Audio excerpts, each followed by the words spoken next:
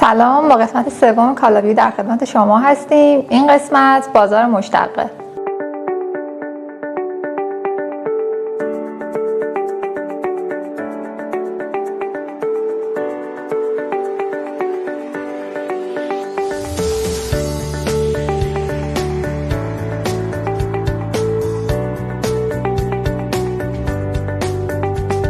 قراردادهای مشتقه قراردادهایی هستند که مبتنی بر توافق طرفین معامله هستند.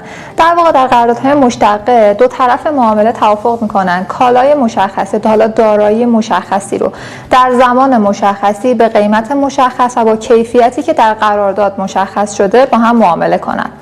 قراردادهای مشتقه بر مبنای دارایی پایه تعریف میشن و این دارایی پایه میتونه هر نوع کالا، اوراق بهادار یا هر چیزی باشه.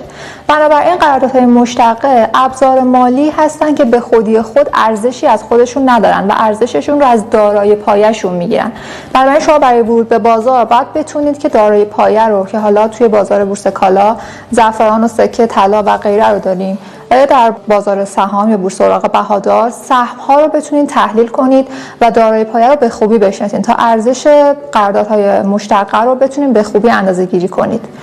قراردادهای مشتقه قراردادهایی هستند که برای کنترل و مدیریت ریسک به بهترین نحو میشه از اینها استفاده کرد. ریسک نرخ بهره، تورم، ریسک‌های بازار رو شما از طریق ورود به قراردادهای مشتقه میتونید کنترل کنید و همچنین برای نوسانگیری خیلی گزینه‌های جذابی هستند. انواع متداول اوراق مشتقه که در ایران مورد معامله قرار میگیرن قراردادهای آتی، اختیار معامله و سوق پروماداری.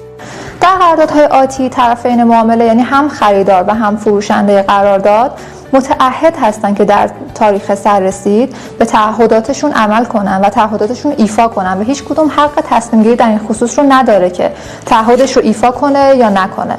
قراردادهای اختیار معامله قراردادهایی هستند که خریدار حق خرید یا فروش دارایی خاصی رو به قیمت مشخص و در تاریخ مشخصی خریداری میکنه از فروشنده. یعنی خریدار میتونه تصمیم بگیره که در تاریخ سررسید قرارداد رو اعمال کنه یا نکنه و این حق رو داره که اصلا اون دارایی رو نخره یا اصلا اون دارایی رو نفروشه به طرف مقابل. و فروشنده قرارداد اختیار معامله متعهد میشه. ببینید خریدار در قراردادهای اختیار معامله متعهد نیست و دارای حقه، ولی فروشنده متعهد هست که دارای مشخصی رو به قیمت مشخص در زمان مشخصی از خریدار خریداری کنه یا بهش بفروشه. بنابراین در سررسید خریدار تصمیم گیری میکنه که قرارداد رو اعمال کنه و فروشنده ملزم هست که اون سهم یا وجه معامله رو تامین کنه یا خیر. قرارداد معاوضه یا سواب قراردادهایی هستن که در اون یک جریان نقدی شناور با یک جریان نقدی ثابت معاوضه یا مبادله میشه. در واقع یک طرف قرارداد پرداخت‌های خودش رو با طرف دیگه قرارداد مبادله میکنه. این قراردادها بیشتر در صنعت نفت کاربرد دارن و روی نرخ ارز، نرخ بهره یا هر نوع کالایی میتونن بسته شن.